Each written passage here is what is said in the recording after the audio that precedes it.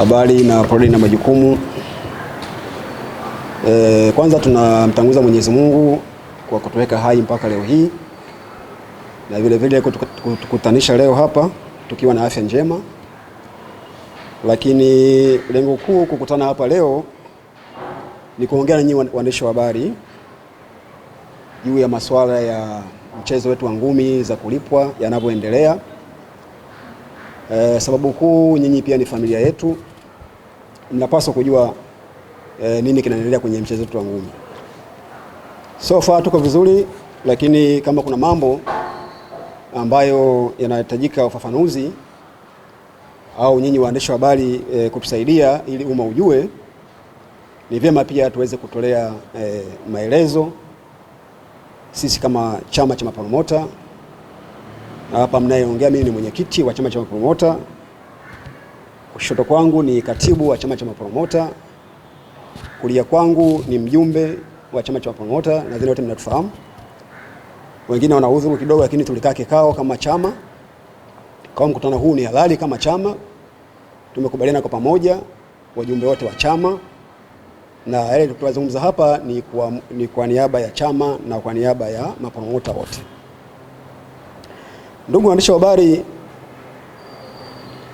tunakumbuka kwamba uongozi uliopita hapo awali uliokuwa unaongozwa na rais wetu Charles Muparasa uliondolewa baada ya tuma mbalimbali na malalamiko mbalimbali, na serikali tunaishukuru sana, kwa maana inapotokea sintofahamu yoyote, basi serikali pia wamekuwa wepesi kutukimbilia na kutusikiliza kwamba viongozi wadau wa mchezo huu mnataka nini na nini kibadilishwe na nini kiweke sawa.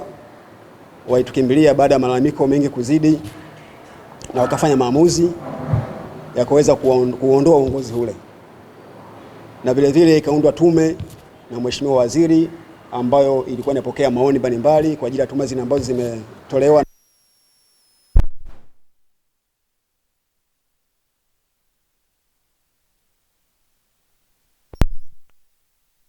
wenyewe serikali. Lakini serikali haikutuacha hivi hivi. Ilipoondoa uongozi ule, basi ikatuletea kamati ya muda.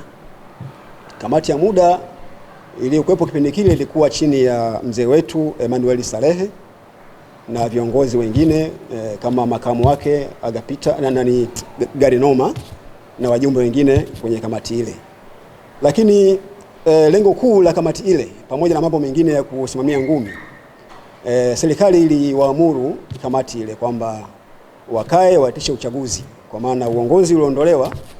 La sasa kinachofuata pale lazima uitishe uchaguzi ili viongozi wengine waje waendeleze yale ambayo yamehitajika kuendelezwa katika mchezo wetu wa ngumi. Lakini muda ulitumika kwa kamati ile mpaka wanaondolewa, kwa maana muda wao umekwisha, hawakuweza kufanya uchaguzi, na serikali pia ikasema basi muda wenu umekwisha, mtupishe.